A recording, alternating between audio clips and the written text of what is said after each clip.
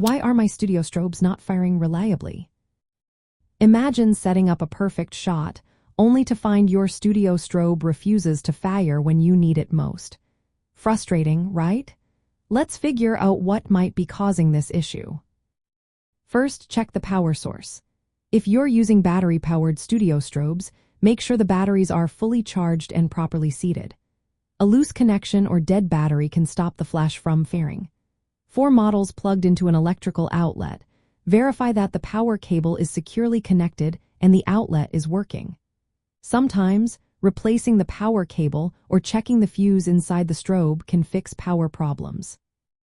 Next, look at the flash tube itself. Over time, the flash tube can wear out or get damaged. If you notice cracks, broken glass, or dark discoloration inside the tube, it's time for a replacement. A damaged flash tube will prevent the strobe from firing reliably. Then, consider the triggering mechanism. Studio strobes often relying on triggers like wired sync cables, wireless radio triggers, or optical slaves. If the trigger isn't working properly, the strobe won't fire. Check that the trigger is firmly connected or seated on the camera's hot shoe. If you're using wireless triggers, make sure their batteries are fresh and they are within range. Dirty contacts between the trigger and the strobe can also cause issues, so clean them with a small amount of isopropyl alcohol.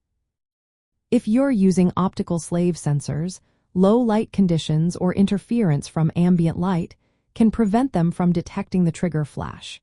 Avoid using optical slaves in very bright environments or direct sunlight. Mixing different brands or types of triggers and strobes can also lead to inconsistent firing because signals may not match perfectly. Another factor is your camera's sync settings. Some cameras disable flash firing in live view mode or requiring specific sync modes to work with studio strobes.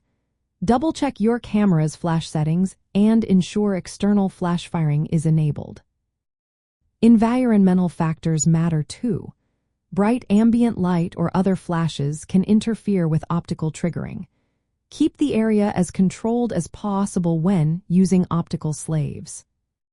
To improve reliability, always use fresh batteries in your triggers and strobes. Clean all contacts with alcohol to ensure good connections. Test each strobe individually to identify any faulty units. If wireless triggers are unreliable, switch to wired sync cables for more consistent results.